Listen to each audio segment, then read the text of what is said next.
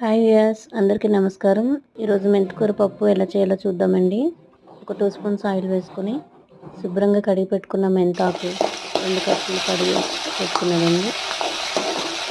మంచిగా ఫ్రై చేసుకుందాం, ఎందుకంటే ఇది కొంచెం చేదు ఉంటుంది. మనం ఫ్రై చేసుకుంటే పచ్చివాసన అది పోయి చేదు కూడా తగ్గుతుందండి. త్వరగా ఫ్రెండ్స్ ఇలా ఫ్రై చేసుకోవాలి.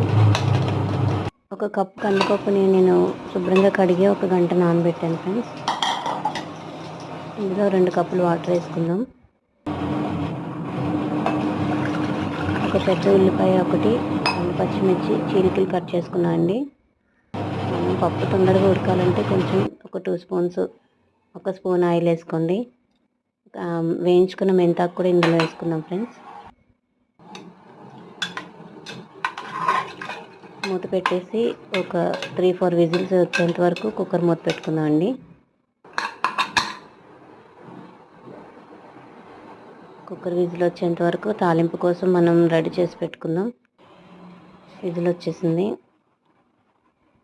సాల్ట్ సరిపడినంత, పసుపు, 1 స్పూన్ కారం కూడా వేసుకుందామండి.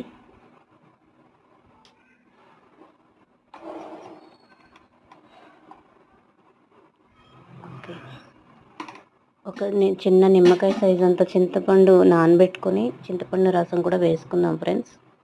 టేస్ట్ చాలా బాగుంటుంది.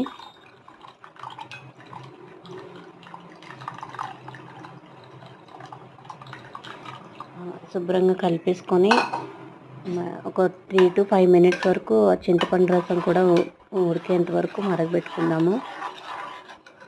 ఈలోపు తాలింపు గింజలు అవి తీసుకుందాం ఫ్రెండ్స్. 4 వెల్లుల్లి రమ్మలు, జీలకర్ర, 2 ఎండుమిర్చి, కరివేపాకు మంచిగా ఫ్రై చేసుకొని పప్పు దగ్గరికి అయిన తర్వాత తాలింపుని ఇంట్లోకి పెరుగు వేసుకున్నాం ఫ్రెండ్స్. కొంతమంది ఇంగు కూడా వేసుకుంటారు.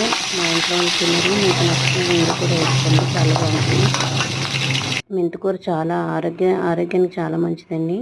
హెయిర్ ఫాల్ తగ్గుతుంది, డయాబెటీస్ కంట్రోల్ చేస్తుంది, వెయిట్ లాస్ కోసం కూడా తింటుంటారు. నచ్చితే లైక్ చేయండి, షేర్ చేయండి, సబ్స్క్రైబ్ చేయండి friends. Thank you for watching.